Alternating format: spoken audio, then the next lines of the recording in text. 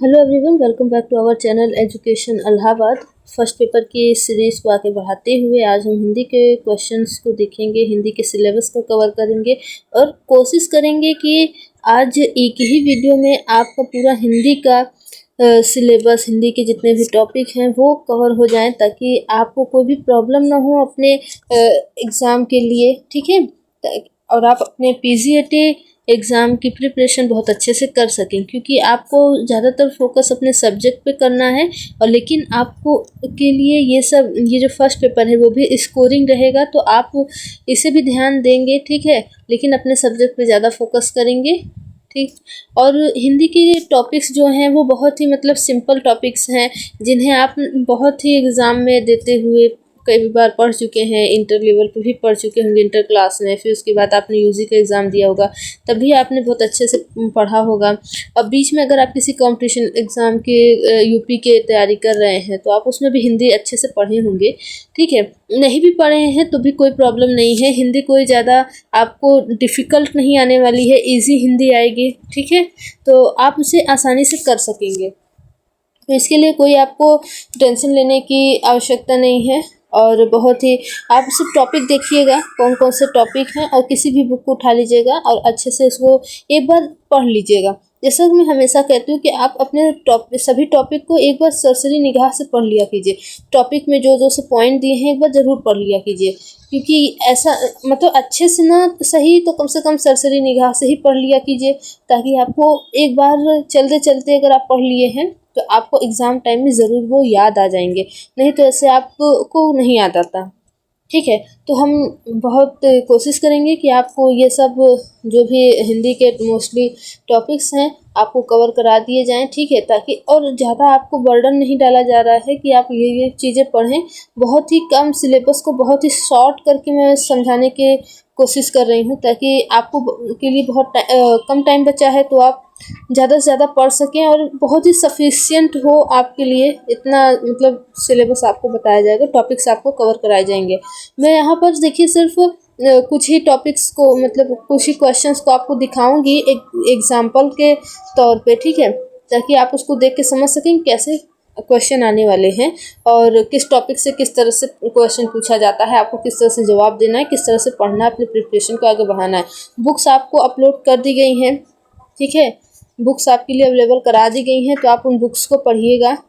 और अच्छा, बुक्स बहुत ही इंपॉर्टेंट होती है, बुक्स को पढ़ने से आपको सब ध्यान देने हैं। ठीक है, जैसा कि अभी ये आगे मैं स्टार्ट करने जा रही हूँ, तो आपको सब ध्यान देने हैं। चलिए स्टार्ट करते हैं। ठीक है, तो सबसे पहले हम देखते हैं कि शुद्ध अशुद्ध वर्तनियाँ। ठीक है, तो शुद्ध वर्तनियों का हमें चयन करना है, तो ये बहुत ही ईजी होता है और कभी कभी बच्चों के लिए नहीं आता है तो उन्हें डिफ़िकल्ट हो जाता है।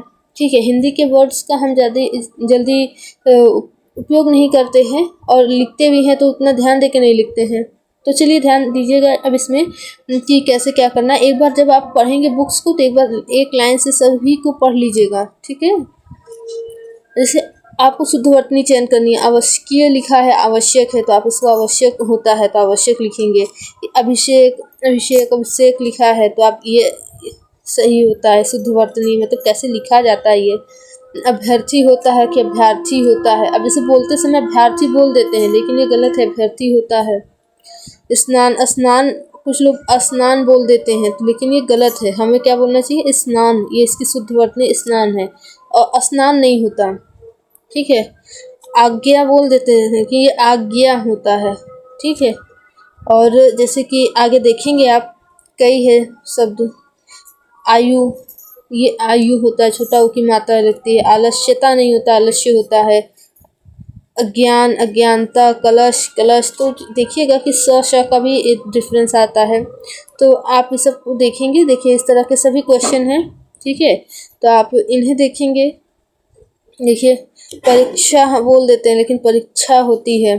ठीक है, तो ये सब आप देखेंगे। और बुधवार, बुधवार, ये सब आप देख लीजिएगा कि कैसे कैसे क्वेश्चन पूछ रहे हैं, और इसमें जितने दिए हैं वो सब तो आप देख लीजिएगा, और आप जो बुक आप पढ़ रहे होंगे उनमें भी दिए होंगे तो वो भी देख लीजिएगा। पुरस्कार का देखिएगा क्या सही होता है। ठीक है, पुरस्कार, पुरस्कार, तो ये करेक्ट है। पर्याप्त, पर्याप्त बोलते हैं लेकिन ये गलत होता है, पर्याप्त होता है। ठीक है। चलिए अब इधर देखिएगा कि मुहावरे दिए जा रहे हैं। मुहावरे आते हैं, आपसे मुहावरे पूछे जाते हैं, लोकोक्तियाँ पूछी जाती हैं। तो इसमें देखिए किस तरह के क्वेश्चन पूछे जाते हैं। तो लिखा है मुहावरे दिए जा रहे हैं, प्रत्येक के नीचे 4 वैकल्पिक अर्थ दिए गए हैं। मुहावरे का जो अर्थ सही हो उसे इंगित कीजिए। तो ये क्वेश्चन है, छाती पर मूंग डलना। ठीक है, तो आपको भी पता होगा क्या होता है, तो उसे देखिएगा। बल्कि देखिए, बाल की खाल निकालना क्या होता है। ठीक है, हाथ पतला होना। ठीक, पानी पीकर कोसना, बात बढ़ाना, बाल धूप में सफ़ेद होना। तो ये सब कभी कभी बातचीत में भी प्रयोग किए जाते हैं ये सब शब्द। तो आपको ध्यान रखना है, मुहावरे लोकोक्तियाँ पढ़ लेनी। और इसी तरह के क्वेश्चन पूछे जाते हैं। बाल की खाल निकालने मतलब कि बहुत अधिक छानबीन करना। हाँ, हाथ पतला होना, तंगी होना। ये नहीं, हाथ पतला हो गया तो अस्वस्थ हो गया। आर्थिक स्थिति खराब होना। ठीक है, चलिए इसके बाद देखेंगे कि विलोम शब्द। तो विलोम शब्द के बारे में देखिएगा कैसे पूछे जा रहे हैं। तो आपको ये बहुत ही इजी हिंदी आएगी ही वैसे भी। अच्छा, इसका पूरा अर्पण, अर्पण का मतलब देना, तो अर्पण का मतलब ग्रहण, फिर उसका उल्टा हो जाता है ग्रहण करना, अर्पण। ठीक है, लेना। लेकिन अर्पण है तो आप उसको लेना नहीं लिखेंगे। ठीक है, स्वीकारना नहीं लिखेंगे, पाना नहीं वो टिक करेंगे। आप अगर कोई तद्भव है तो आप उसका विलोम तद्भव में ही देंगे, तत्सम में नहीं देंगे। तत्सम है तो तत्सम में ही देंगे, तद्भव में नहीं देंगे। तो शुद्ध वाक्य को शुद्ध में ही देना है। अंत का क्या होगा, देखिए, श्री गणेश, प्रारंभ, शुरू, आदि, मतलब सबका वाक्य के, लेकिन आपको देना है अंत, प्रारंभ। ठीक है, शुरू नहीं लिख देंगे। चलिए देखिएगा, अभिज्ञ, अनभिज्ञ, निपुणता, अर्थ का क्या होता है, ये सब देखिएगा। ठीक है, इसी तरह के विलोम शब्द पूछे जाते हैं और इजी रहता है, ज़्यादा कठिन नहीं रहता है। अवनी, अंबर। ठीक है, आकाश नहीं लिख देंगे इसका। आसमान, देखिए सबका जैसे ये सब है ना, तो एक ही वर्ड है, आसमान, आकाश, नभ, कंफ्यूज करने के लिए। लेकिन अवनी, अंबर। ठीक है, अगर धरती दिया है तो अब आप आकाश लगाएंगे, अवनी दिया है तो आप अंबर लगाएंगे। इस तरह के भी बातों को आप ध्यान रखिएगा। चलिए इसको देखेंगे अब, जैसे शब्द शुद्धि। ठीक है, अभी देखिए शब्द शुद्धि आपको देखना है।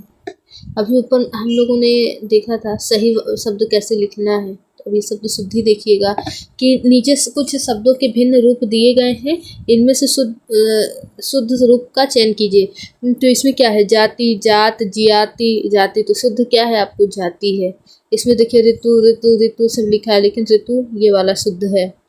मधुसूदन में से कौन सा शुद्ध है, तो आपको ये भी देखना है। ठीक है, तो आप जो भी लिखते हैं वो सब ध्यान दीजिएगा। शुश्रूषा, देखिए सब वही वर्ड लिखा हुआ है, लेकिन आपको इसमें ध्यान देना है कौन सा सही है। तो प्रभु, क्लेश कौन सा सही है। तो आप ये सब ध्यान देंगे कि कौन से वर्ड सही हैं। क्षत्रिय, क्षत्रिय, ये सब नहीं कर देना है। जैसे जागृति, तो जागृति, जागृति में लोगों, पृथ्वी, पृथ्वी में लोगों को फ़र्क नहीं समझ में आता। ठीक है, पृथ्वी भी कर देते हैं, तो जागृति। ठीक है, प्रणेता, ये सब है। प्रणेता, प्रणेता, बोलने में डिफरेंस होता है तो लिखने में भी डिफरेंस आ जाता है। तो इस तरह के क्वेश्चन पूछे जाएंगे शुद्ध वाक्य, शुद्ध शब्द से, शुद्ध शब्द से। ठीक है, शब्द शुद्धि के लिए। और इसी से संबंधित होता है वाक्य शुद्ध करना। तो वाक्य को जिस तरह के एक ऑर्डर में होना चाहिए उस तरह के किया जाता है। तो वाक्य भी उसी तरह के हैं कि फिर अगर फीमेल सब्जेक्ट है तो आपको फीमेल वर्ब लगाना है। ठीक है, कर्ता फीमेल है, स्त्रीलिंग है तो क्रिया भी स्त्रीलिंग होनी चाहिए। कर्ता पुल्लिंग है तो क्रिया भी पुल्लिंग होनी चाहिए। तो इस हिसाब से आपको लगाना रहता है। आप जब पढ़ेंगे उसको तो आपको खुद ही समझ में आ जाएगा कि हाँ ये उस वाक्य सही है कि दूसरा वाला सही है। तो उस हिसाब से आपको लगा देना है और ज़्यादा इसके लिए टेंशन नहीं लेना, क्योंकि ये हिंदी ईजी ही रहता है। चलिए देखिए नेक्स्ट है संधि, ठीक है। संधि समास देखिए क्या होता है, दो शब्द मिलते हैं तो दो ध्वनियाँ परस्पर प्रभाव से विकार को संधि कहते हैं, ठीक है। और संधि समास में क्या अंतर होता है ये भी इसमें दिया गया है, आप लोग पढ़ लीजिएगा, ठीक है। संधि के भेद देखिए, स्वर संधि, व्यंजन संधि, विसर्ग संधि दिए गए हैं, ठीक है। स्वर संधि कैसे होती, व्यंजन संधि, विसर्ग संधि। तो स्वर संधि के भी कई प्रकार होते हैं, कई भेद होते हैं, 5 भेद इसमें दिखाए गए हैं। दीर्घ संधि, गुण संधि, ये सब आप ध्यान देंगे, ठीक है। वृद्धि संधि, प्यण संधि, तो आप लोग उसको पॉज करके वीडियो को अपना पढ़ लेंगे, ठीक है। और जिस बुक से भी पढ़ रहे हैं उसके क्वेश्चन को सॉल्व करने की कोशिश कीजिएगा। देखिए क्वेश्चन में दिखा दे रही हूँ, देखिए इस तरह के क्वेश्चन आते हैं कि निम्नलिखित शब्दों के संधि विच्छेद में 2-2 रूपों में शुद्ध रूप का चयन कीजिए। तो कुशासन, तो क्या होगा, इसका होगा कुश धन आसन, कुशासन गलत है, ठीक है। गिरीश के क्या होगा, गिरी धन ईश, गिर धन ईश गलत होगा, ठीक है। तो इसमें ये सब कौन सी संधि है, आपको ध्यान देना है। ईश्वर संधि है, ई और ई मिलकर आपका गिरीश हो जा रहा है, ठीक है। तो जैसे जगत धन ईश, जगत धन ईश, तो क्या है, जगत धन ईश मिलके क्या हो जा रहा है, जगत धन ईश मिलके क्या हो जा रहा है, निराभिमान निस्तार, इस तथा धन एव, ठीक है। इस तरह के क्वेश्चन पूछे जाते हैं संधि विच्छेद से, तो आपको याद रखना है। और कभी कभी ये भी दे देता है कि ये दे देगा गंगाधन औध, तो बताइए कि ये किसका है, ठीक है। इसके बाद देखिए समास आपसे पूछा जाएगा, और मैं जिस तरह के दिखा रही हूँ उस तरह के क्वेश्चन पूछे जाएंगे, और आप जिस भी बुक को फॉलो कर रहे होंगे उस बुक से आप एक बार जितने भी संधि से शब्द बने होंगे, संधि विच्छेद के जितने भी शब्द होंगे आप उनसे एक बार जरूर रीड कर लीजिएगा।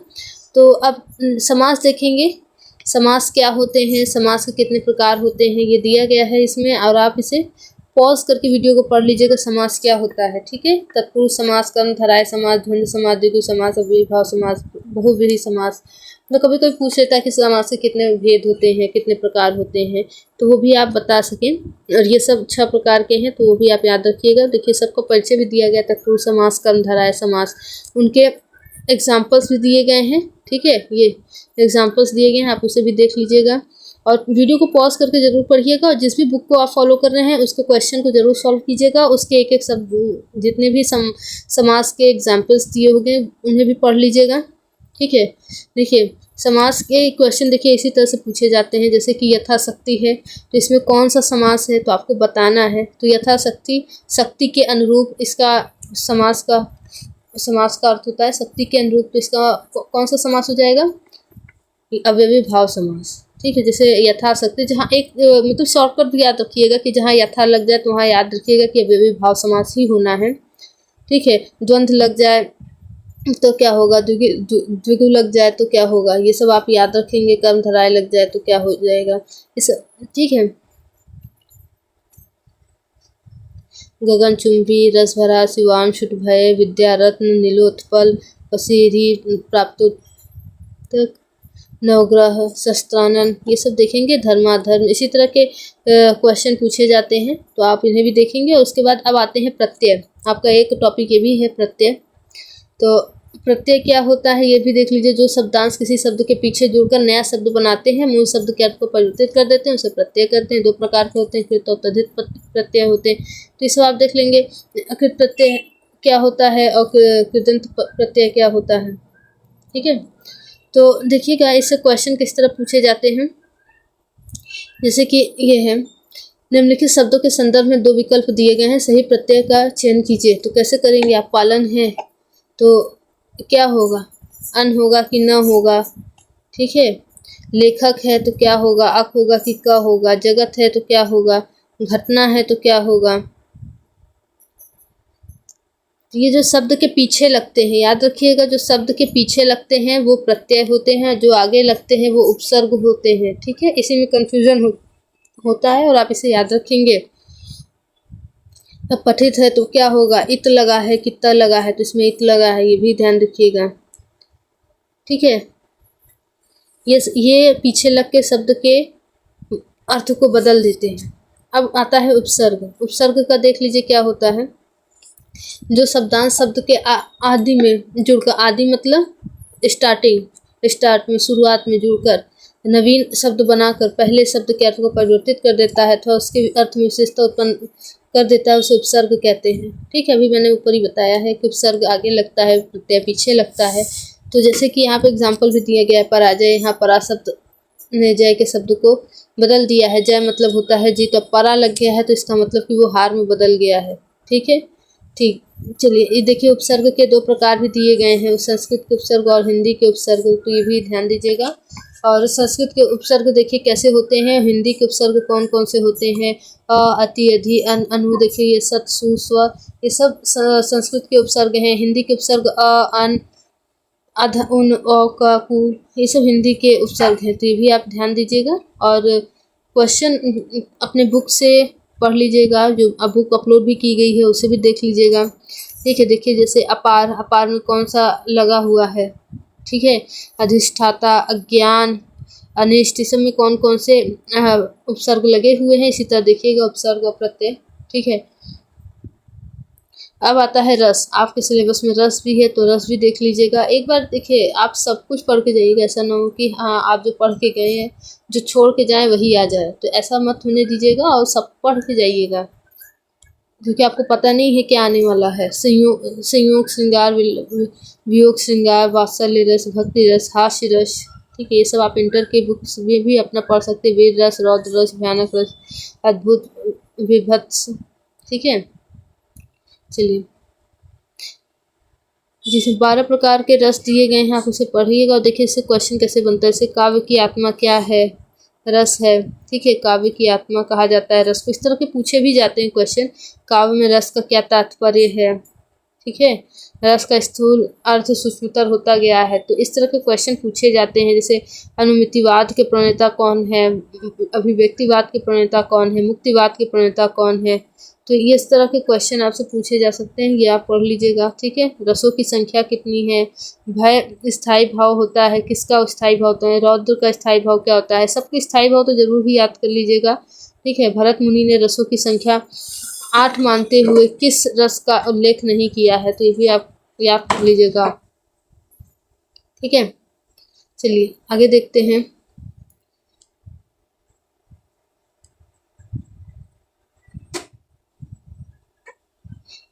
रिक्त स्थानों की पूर्ति कीजिए, ये किस चीज़ का है, ये अलंकार आ जाता है आपका। ठीक है, अलंकार के क्वेश्चन है ये। तो अलंकार को देखिएगा कि काव्य की सुंदरता बढ़ाने वालों को क्या कहते हैं, धर्म को अलंकार कहते करने। ठीक है, काव्य की शोभा बढ़ा देते हैं ये।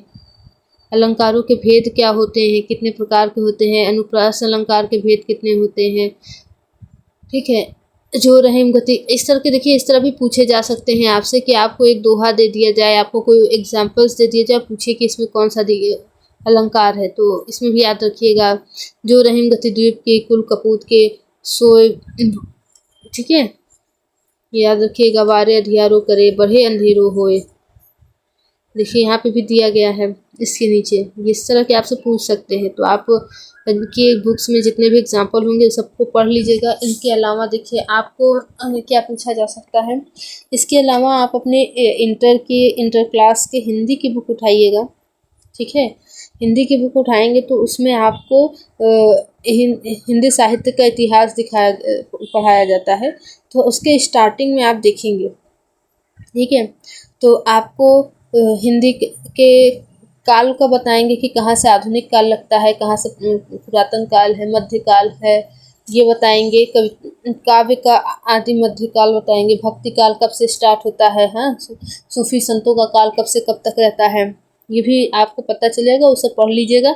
इसके अलावा आपको वहाँ पर दिए जाते हैं कि पुस्तकों के नाम दिए रहते हैं। ठीक है, उनकी विधाएं दी जाती हैं, लेखक रहते हैं, उनकी विधाएं। ठीक है, विधाएं और क्या रहता है, उनकी रचनाएं रहती हैं। ठीक है, रचना यानी कि कोई पुस्तक हो सकता है, कविता हो सकता है, उपन्यास, कहानियाँ, स्मृति, संस्मरण, ये सब रहते हैं, तो आप उसे पढ़ लीजिएगा। ठीक है, जैसे कि आप देख सकते हैं कि कई मोहन राकेश, आप ऐसे भी याद कर सकते हैं कि एग्जाम्पल होते हैं के तौर पे कि मोहन राकेश ज़्यादातर उन्होंने यात्रा वृत्तांत ही लिखा है। मुंशी प्रेमचंद उपन्यास कहानियाँ ही लिखे हैं, तो आप ऐसे भी याद रखिएगा। और जैसे हजारी प्रसाद द्विवेदी ज़्यादातर निबंध लिखे हैं, आचार्य रामचंद्र शुक्ल ने भी निबंध लिखे हैं, तो ये सब याद रखिएगा कि इनकी विधाएं अक्सर क्या होती हैं। ठीक है, महादेवी वर्मा ने संस्मरण लिखे हैं, तो ये सब याद रखिएगा। और इसके अलावा कवि और उनकी कविताओं को याद रखिएगा। ठीक है, जैसे आप उपन्यास याद रखिएगा मुंशी प्रेमचंद के, और जैसे धर्मवीर भारती के, रामधारी सिंह दिनकर के, और आचार्य हजारी प्रसाद द्विवेदी रामचंद्र शुक्ल के निबंधों को याद रखिएगा। ठीक है, इसके अलावा कई और लेखक हैं, उनके भी पुस्तकों को याद रखिएगा। जैसे उनके उपाधियों को भी याद रखिएगा। पूछा जा सकता है कि अज्ञेय किसकी उपाधि है, किसे कहा जाता है, तो अयोध्या सिंह उपाध्याय, हरिऔध, एक तो हरिऔध किसकी उपाधि है, तो आप इसे भी याद रखेंगे। ठीक है, तो इन सबको भी इस तरह से पढ़ लीजिएगा, आपके इंटर की बुक में अच्छे से अवेलेबल हो जाएगी। और जिसमें आपको बुक जो भी प्रोवाइड की गई उसमें भी देखिएगा मिल जाए, तो आप उसको भी उसमें से भी पढ़ लीजिएगा।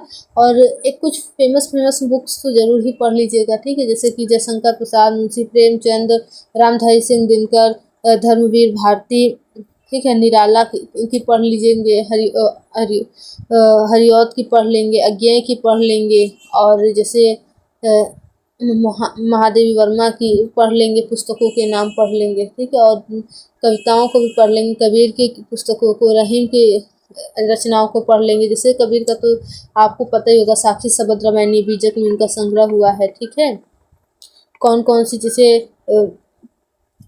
कौन सी पत्रिकाएं चलाई गई हैं।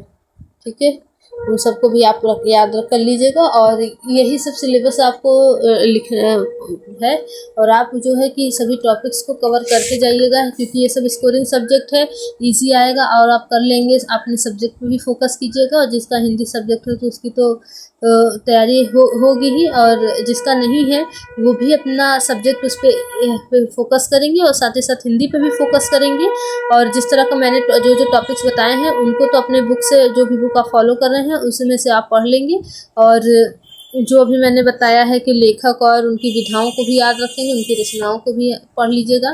ठीक है, हिंदी साहित्य का इतिहास आप पूरा तो नहीं पढ़ सकते हैं, लेकिन आप ये इतना पढ़ सकते हैं कि किस कालखंड में, जैसे आधुनिक कालखंड के मतलब प्रणेता किसे कहा जाता है, भारतेंदु हरिश्चंद्र किस कालखंड के हैं, तो आप जो फेमस राइटर हैं आप उनके कालखंड को याद कर लीजिएगा कि कौन किस काल के हैं। ठीक है, तो कौन सा काल कितने समय तक का है, बस। ज़्यादा आपको उसमें डिटेलिंग पढ़ने की ज़रूरत नहीं है, ऊपर से आपको पढ़ना है। ठीक है, ज़्यादा उसमें घुस नहीं जाना है, गोते नहीं लगाना है।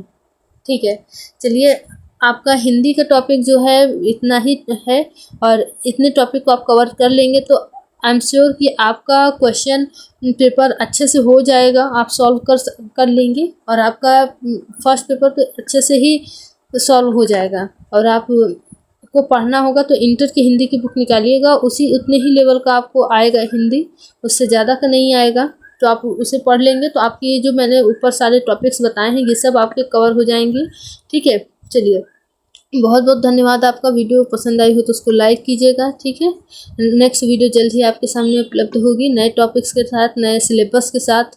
ठीक है, इसमें आप याद रखिएगा कि मैं सिर्फ आपको कॉन्सेप्ट बता रही हूँ कि आपको कौन कौन से टॉपिक्स पढ़ने हैं, क्या क्या नहीं पढ़ना है, ताकि आप कम समय में ज़्यादा अच्छे से बेटर तैयारी कर सकें। क्योंकि वीडियो वगैरह आप जहाँ जितना भी देखेंगे आपके टाइम ही इधर उधर मतलब भटक जाएंगे आप, तो इससे अच्छा कि आपको सफिशिएंट और इनफ बता दिया जाए टॉपिक जो आपके लिए बेटर रहे। ठीक है, चलिए, बहुत बहुत धन्यवाद आपका, थैंक यू।